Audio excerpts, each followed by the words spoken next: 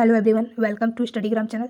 जैसा कि आपको पता है कि अब यूपी टीएसटी पीएचडी का एग्जाम बहुत जल्द होने वाला है, तो हम हिंदी में पूछे गए कुछ संस्कृत के प्रश्नों को देख रहे थे और ये सभी प्रश्न जो है पुराने प्रश्न पत्र यानी पीवाईक्यू है। तो अभी तक हमने जो है 2021 के, 2011 के और 2013 के कुछ प्रश्न पत्रों को देखा है। तो आज का जो ये वीडियो है वह हम देखेंगे आज का कि 2011 और 2010 में किस तरह से जो है प्रश्न पूछे गए। तो 11 और 10 के प्रश्न पत्रों को हम सॉल्व करेंगे, देखेंगे किस तरह से प्रश्न पूछे गए हैं।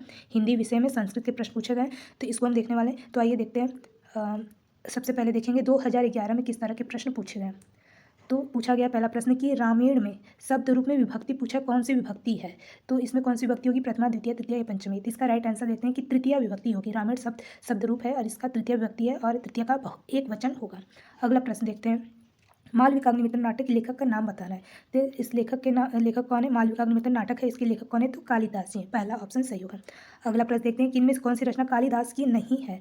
कौन सी नहीं है, तो डी वाला ऑप्शन सही होगा, यानी प्रतिमा नाटकम नहीं है। तो प्रतिमा नाटकम भास जी का है। इसमें जो राइट ऑप्शन है डी वाला नहीं होगा। बाकी सारी जो अभिज्ञान शाकुंतलम, मालविकाग्निमित्र, विक्रमोर्वशीयम कालिदास जी की है। अगला प्रश्न देखते हैं कि मालती माधव रचना के लेखक के नाम बताना है। तो चौथा का जो मालती माधव है उसके लेखक कौन है, तो ये भी कौन है, भवभूति जी हैं। कौन है, भवभूति जी हैं, मालती माधव रचना के लेखक। अगला प्रश्न देखते हैं, पांचवा है कि इनमें से कौन सी रचना भारवी की है। भारवी की रचना पूछा तो कौन सी है, तो इसका राइट ऑप्शन सीधे देखते हैं, तो किराता जूर्निया में जो भारवी की रचना है। अभिज्ञान शाकुंतलम, रघुवंश महाकाव्य ये कालिदास जी की है। 10 कुमार चरितम जो है दंडी जी का। आगे देखते हैं, शिशुपाल वध के लेखक का नाम पूछा है कि शिशुपाल वध के लेखक कौन है। शिशुपाल वध के लेखक कौन है, तो इसका जो राइट ऑप्शन है 6 वाले का ए है, यानी शिशुपाल वध के ये जो इसके लेखक का नाम कौन है, तो महाकवि माघ है।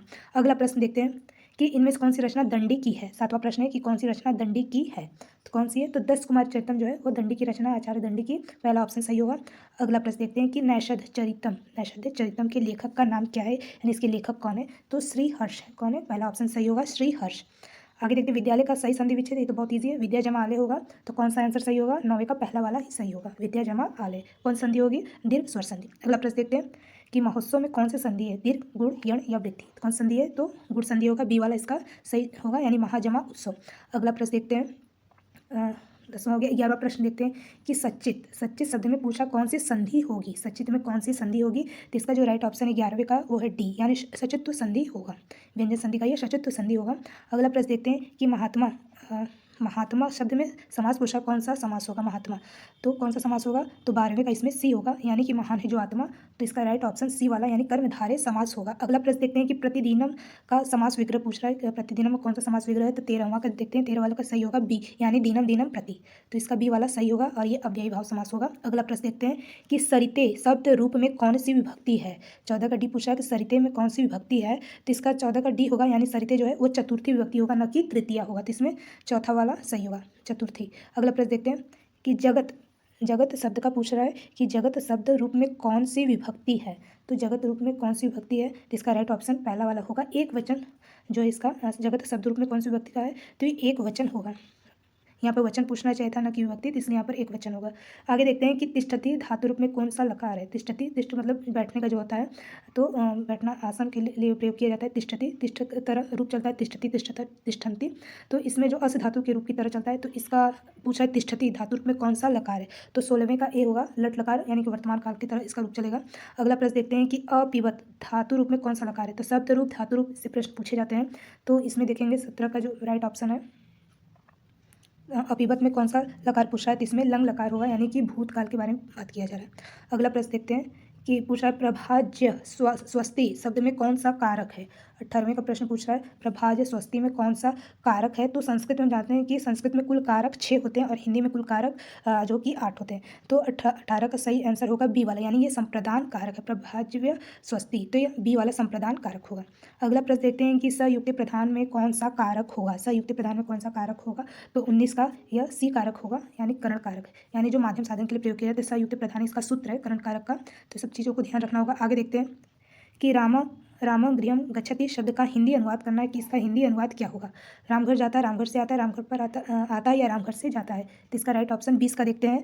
तो इसका जो सही आंसर होगा 20 का ए वाला सही होगा। ए मतलब क्या है, तो इसका मतलब होगा रामघर जाता है, तो इसमें पहला वाला सही होगा। अगला प्रश्न देखते हैं, और ये अंतिम प्रश्न है 2011 का। अगला प्रश्न है कि छंद शास्त्र के प्रणेता के आचार्य का नाम पूछ रहा है कि इसके आचार्य कौन है छंद शास्त्र के, तो कौन है, तो इसका राइट ऑप्शन जो है पिंगल होगा, यानी कि ऑप्शन बी, 21 का बी होगा। चलिए अगला प्रश्न देखते हैं अब हम देखेंगे 2010 से पूछे गए प्रश्न, 2000 में कैसे प्रश्न पूछे गए।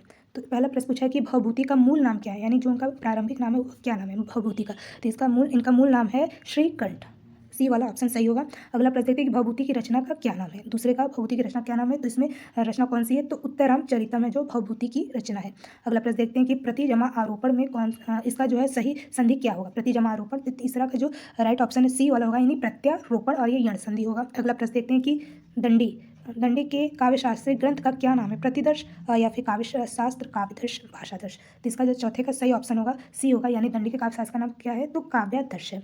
ऑप्शन सी इसका सही होगा। अगला प्रश्न देखते हैं दैत्य जमा आर्य दैत्यारी कौन किसका उदाहरण है, किस संधि का उदाहरण पूछ रहा है। तो इसमें पांचवे का बी होगा, यानी ये स्वर संधि यानी दीर्घ संधि का उदाहरण है। स्वर संधि का दीर्घ संधि है दैत्य जमा आर्य दैत्यारी। अगला प्रश्न है कि राम दशरथ के पुत्र है, इसका अनुवाद पूछ रहा है, किसका अनुवाद क्या होगा। तो इसका सही ऑप्शन होगा राम दशरथस्य पुत्र आसीत्, पहला वाला ऑप्शन सही होगा।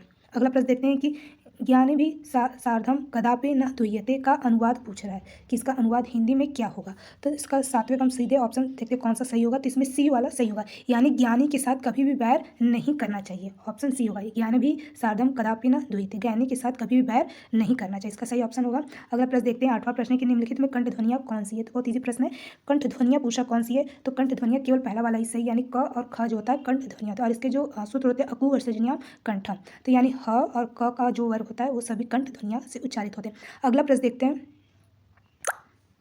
नौवां प्रश्न पूछा है कि यदि ए तथा ओ के बाद कोई भिन्न स्वर आता है तो इनके स्थान पर क्रमशः जो है आय आव हो जाता है। यह संधि पूछा कौन सी संधि में ऐसे जो है परिभाषा चलते हैं। तो ये अयाधि संधि का मतलब होता है कि ए के स्थान पर आय होगा, आई के स्थान पर आय होगा, ओ के स्थान पर आ होगा तथा औ के स्थान पर आ होगा, तो ये अयाधि संधि में चलता है। ऑप्शन डी इसका सही होगा। अगला प्रश्न देते हैं कि विशिष्टता द्वैतवाद के प्रतिपादक कौन है। तो विशिष्टता द्वैतवाद के प्रतिपादक हैं रामानुजाचार्य। तो इसमें 10वें का जो सही ऑप्शन होगा, 10वें का क्या होगा, बी वाला सही होगा, रामानुजाचार्य जी हैं। अगला देखते हैं कि रामसूत्र नहीं माफ कीजिएगा रस सूत्र की अनुमितिवाद व्याख्या करने वाला आचार्य का नाम पूछा है, कौन है। तो इसका 11वें का सही ऑप्शन होगा डी वाला, यानी शंकुक है। अनुमितिवाद की व्याख्या करने वाला आचार्य कौन है, तो आचार्य शंकुक। अगला प्रश्न देखते हैं कि शब्दार्थों सहित काव्य परिभाषा किसने दी है। शब्दार्थों सहित काव्यों की परिभाषा किसने दी है, तो कौन दिया, आचार्य भामा, जो अलंकार के पितामह माने जाते हैं, आचार्य भामा है शब्दार्थों सहित काव्य की परिभाषा दी है। तो चलिए 2000 जो इसमें 10 में कुल 12 प्रश्न पूछेंगे, और भी इसी तरह के जो है पुराने प्रश्न पत्रों को हम देखेंगे जो हिंदी विषय में संस्कृत कुछ प्रश्न पूछे गए हैं। तो अभी के लिए इतना ही, तब तक के लिए जय हिंद।